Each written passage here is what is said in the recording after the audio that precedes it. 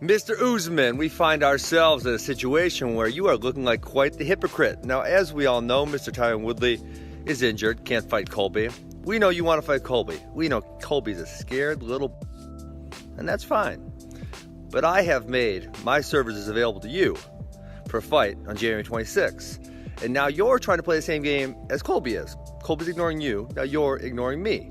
And listen, I know you hear me because you got a measly little 30,000 Twitter followers and a tiny amount of the social media following that I do. I know you hear me, Marty. So make sure you respond to this. Don't be a hypocrite. Don't be a little bitch like Colby. I'll be there, January 26th. I hope you're there also.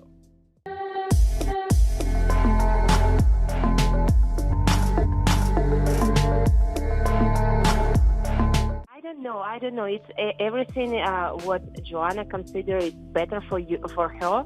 She will do, and she will speak with her team, and they will decide. That's why it's totally up to her what she's thinking about her future. I feel like you can now make a strong case, Valentina, for being the best female fighter in the world. I know that Chris is on a very long winning streak, but considering the opponents that you have fought recently, I think that you can make a case. Do you feel like you're the best female fighter in the world? I just do my job. I just do martial arts. I love to participate in fights. I love to compete. I love to do what I'm doing. And this is for me what's most important. I'm not this kind of person who will say like, okay, I'm the best, I'm number one or whatever. It's not me. It's not what I gonna do. What I gonna do, I just will go to my next fight and win the fight. And then next one and next one and next one. This is what I will do for sure. This is what I can say without no doubt.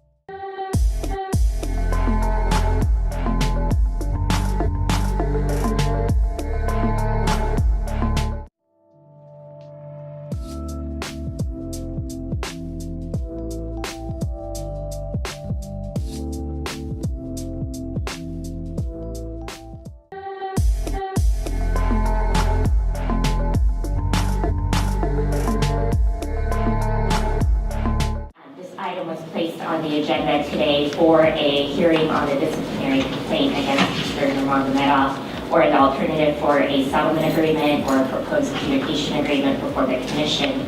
As opposing counsel and I discussed the case and began our exchange of records and documents and other materials necessary to prepare for the hearing, we recognized that that was consuming more of our time than our ability to engage in meaningful settlement negotiations. And so opposing counsel Mr. Pisanelli and I stipulated to continue the hearing to the January meeting. And in the meantime, we did engage in extensive communications regarding a possibility that we could avoid a hearing and come to a resolution through an adjudication agreement. Unfortunately, as of today's date, we have not reached an agreement with Mr. Nurmagomedov or Mr. Pisanelli, and for that reason, we're asking for this hearing to be continued to the January meeting as well. We will continue discussions with Mr. Nurmagomedov's camp. However, we will be preparing for the full hearing at your January meeting. In case we don't reach a resolution, we will be able to proceed with that hearing at that time. So we are currently exchanging documents, video evidence, etc., so that both parties will be prepared for that January meeting, and we will not request an additional continuance from the commission.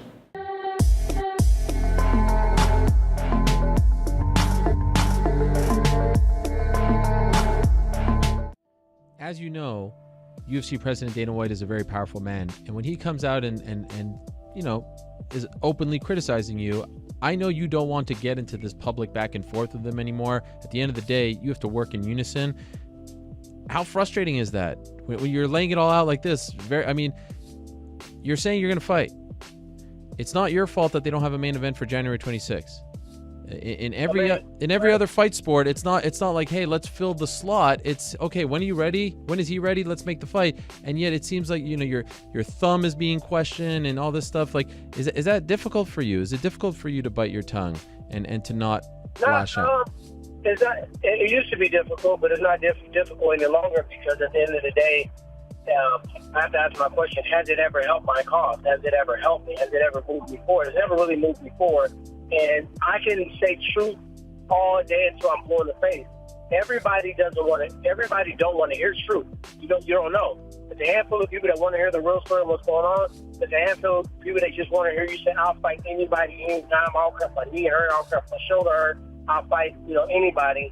And that's great, and it sounds so cool, and you sound such savage when you say it. But what happens when you get your ass whipped? You think those same people are going to say, oh, you know what?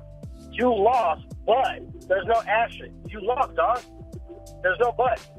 Nobody's going to come back and say, oh, he lost, but his hand was messed up. No, they're going to move on. The person that beat you is going to advance. His career is going to take a step forward. And you're going to either be in the same spot or go a step back. I just listen. Like, I try not to listen to anything, to be honest, Ariel. I'm so busy, man. I'm finishing up an album, my man. I got an album that's dropping at the top of the year. I'm trying to line it to release when I fight.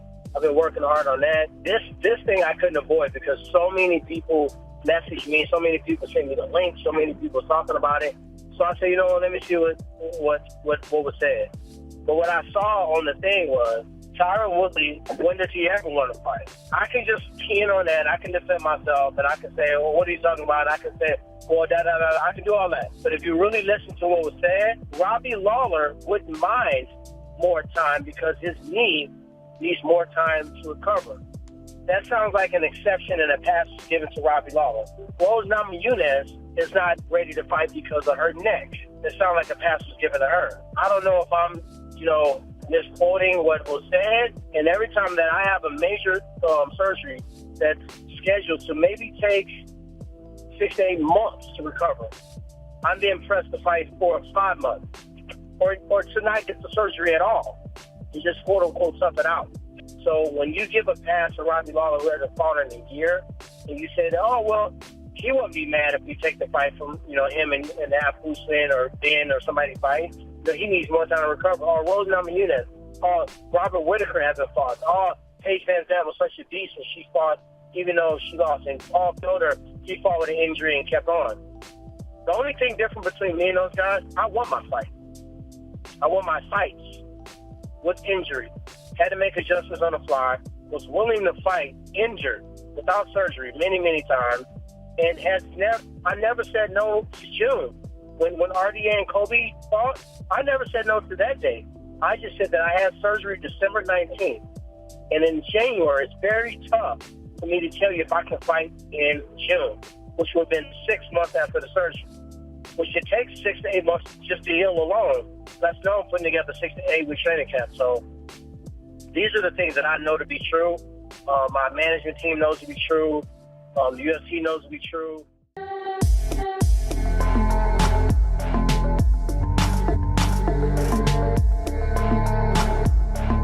Move forward. I got 1 fight left on contract. I keep saying it because I keep thinking about it. I'm going to go crazy. I'm not going to fucking lose. I'm going to go crazy in the gym and train my ass off. So I don't know how much time I'm going to do at Jackson Wink. I got a lot of people there they were trying to steal a bunch of my time. Not steal. I got to figure out a way to spend time with them, spend time with the people who I could train with here, like Jacare and Julian, grappling, jiu-jitsu. They got good jiu-jitsu at Jackson Wink too. Go see the champ in Milwaukee, T. Wood. I need to go learn from the best. So, and figure out the balance. Take your time with the balance of life, man. It's good and bad out here, but you got to take the good with the bad and the bad with the good. It is what it is. We're going to live the way we're going to live. I choose to be happy in all situations, all scenarios. The bullshit, if you taking my happiness, I must not be in the right place. So, holla at your Guala. Platinum Princess is all good. I don't know if she'll see this. She probably blocked me on a bunch of shit. It's all love, man. If we're not supposed to be, we're not supposed to be. God bless.